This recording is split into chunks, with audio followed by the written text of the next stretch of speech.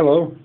In this short video, I will try to show you how to characterize your antennas to find approximately the return loss or the SWR of your constructed antenna.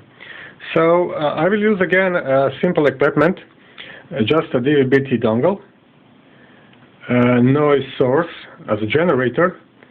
I will use two amplifiers like LNA for all, but this time I will use the two, and I will use a directional coupler, the one I mentioned. This one is purchased on eBay. Coupling is 20 dB and directivity is very good, 35 dB, and the maximum power is 200 watts. Quite cheap, about 18 bucks. It's range from 800 up to 2500 megahertz, so it should be good for our ADS-B measurements. So let's see what is going on. Of course, I will use the touchstone software, and let's see what is going on. The center frequency is 1100, span is 300, and I will sweep. The directional coupler, it's terminated with a 50 ohm. So this is a 50 ohm, and we can see a response. Almost flat, not perfectly, but good enough. Around minus 112. So now we will see what is going on when I disconnect the perfect 50 ohm. So this is what is going on. So now we have open. The same thing will be as we have a short, and we have a maximum SWR, so maximum reflection to the bridge, and the output of the bridge is going to the DVB-T dongle. So this is the maximum reflection, and actually to make things quite simple, from the maximum reflection we can measure the reflection of our antenna. So here we have minus 91 and to minus 112.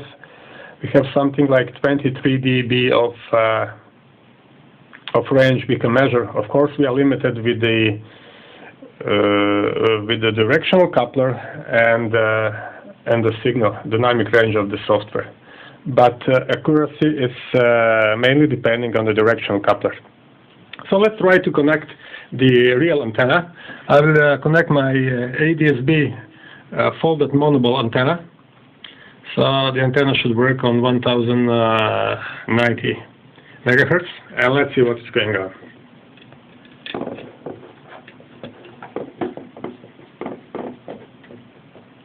So we have antenna connected instead of the 50 ohm termination, and we can see what is going on.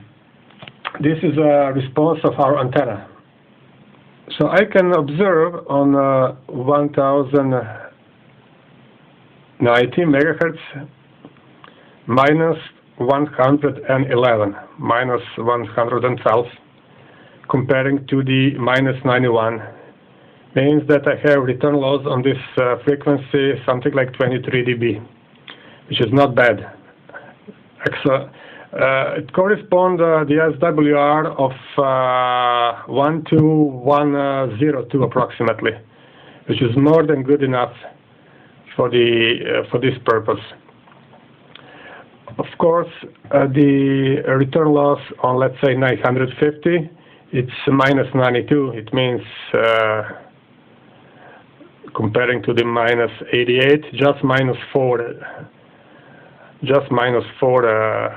dB. So you can calculate, or you can use a table to see what is the SWR on that frequency. Of course, you can do the same on any other frequency. The main thing is that you have the DVB-T dongle covering the frequency you want to measure and your directional coupler. So this is a simple way how to use the DVB-T dongle to measure your antenna. In this case, we use two amplifiers just because the coupling of my directional coupler is 20 dB, so I needed 20 dB extra gain to compensate the signal, the strength of the signal, to be able to see it on the touchstone software. So, thank you very much for watching. 984 Queen Victor.